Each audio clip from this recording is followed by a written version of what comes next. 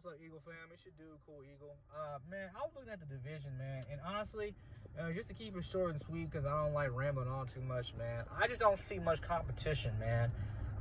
Like I thought the Giants would be the closest thing compared to like previous years, the Dallas Cowboys, but suddenly, I'm just not seeing that. Because if you look at the Dallas Cowboys, man, you don't know what their quarterback situation is going to be, man. Like, are the Dallas Cowboys really going to have a deal for Dak Prescott by July 15th, or are they just still going to try to test waters with this man and him not playing game one of the NFL season, which is guaranteed to happen at this point, you know?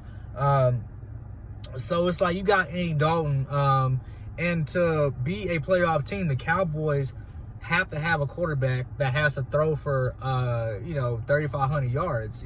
Has to have Dak's same production, but with the less of turnovers. And you just don't see that with Andy Dalton. Not at this point in his career.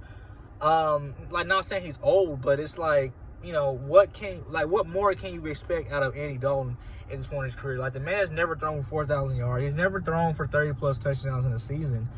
So, and then on defense, you just got older. And then, Clint Dix, Alden Smith, and then you got some other players come back after 3, 4, 5 years. And then you got Gerald McCoy, who wasn't bad with Carolina, but he's old.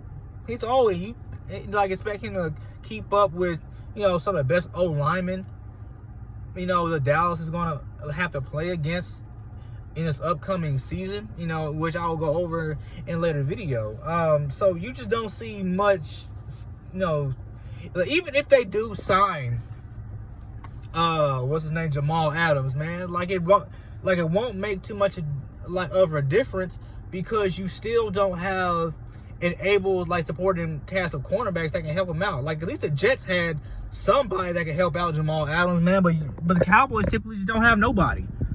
So, it wouldn't just really make a difference, and you're going to cause that much more commotion in your locker room that you really don't want. And a lot of Cowboy fans always come up with the excuse, oh, well, we had Mike McCarthy had a Super Bowl. Well, how long ago was it that Mike McCarthy won the Super Bowl, and who was his quarterback, and who's his quarterback now?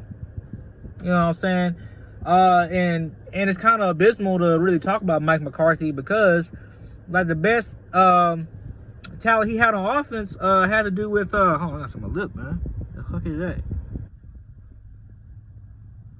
Yeah.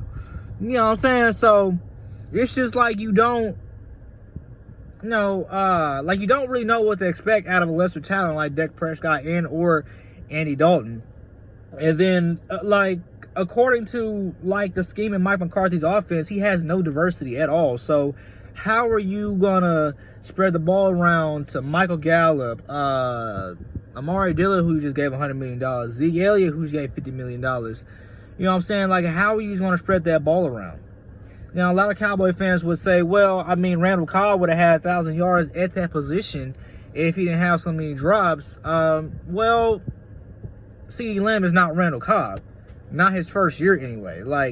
I don't know, man. I feel like they put too high expectations on this kid, and it's not going to work out. But on to the Giants, man. You got Joe Judge, man. His best receivers are Golden Tate and Shepard.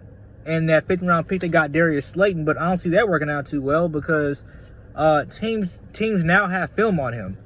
He's not going to be able to, he has to be a better route runner, actually know how to point the ball. And you got to worry about the X factor that they have on that team, Evan Ingram, and if he's just going to stay healthy or not. And then how well can they adjust to the new offensive play scheme of Jason Garrett, which will involve Evan Ingram playing out as a wideout, which nobody's really ever seen, just because, Evan Ingram can't stay healthy. So, you have so many questions on that offense, even though it's arguable to have confidence in Danny Jones going into his second year, but then although you bolstered up confidence, you don't know what they're going to do. You don't know how it's going to play out. But I will say, as far as matchup problems with Philadelphia, the Cowboys and the Giants, man, you still gotta the matchup with the secondary. Like Darius Slayton against our, like, some of our new corners. The Darius Slayton against Darius Slay. You know what I'm saying? Golden Tate against Vontae Maddox or Sidney Jones, something like that. So like we still have questions at those positions right there. But if you just look at it realistically, it's just not competition out of either the Giants or the Cowboys. And you got the Redskins. They have the same thing as the Giants. A second-year quarterback coming to the league, having to adjust to a new offense. Under Riverboat Ron, who's only really known for defense. This is a fun fact. Ron Rivera was the linebackers coach for the Philadelphia Eagles in 2003. So he's more of a defensive coach. So he naturally would have to, divert that attention to Scott Turner, who was the offensive coordinator for the Carolina Panthers last year. And you just got to look at what he did for Kyle Allen. Kyle Allen had 5 or 6 good games, but then his rookie mistakes started to really catch up to him during the latter part of the year. Like Teddy Bridgewater. So I don't know. With Scott Turner, he'll give you more a movable offense, so you will see a lot more diversity in the offense, but you just got to worry about the progression of the quarterback. Dwayne Haskins. Now, they say he's working out, but although you may have gotten better on the offensive side with the questionable progression of Dwayne Haskins, you still got to worry about the back end of that defense. Which got worse. Now, I was watching an interview with Andrew DeCecco, right? Andrew DeCecco, and it's an interview that you can find on YouTube yourself. He basically said the Washington Redskins defensive line was, a top 5 defensive line in the NFL, and I completely agree if you look at the roster they have, and that's not even including Chase Young.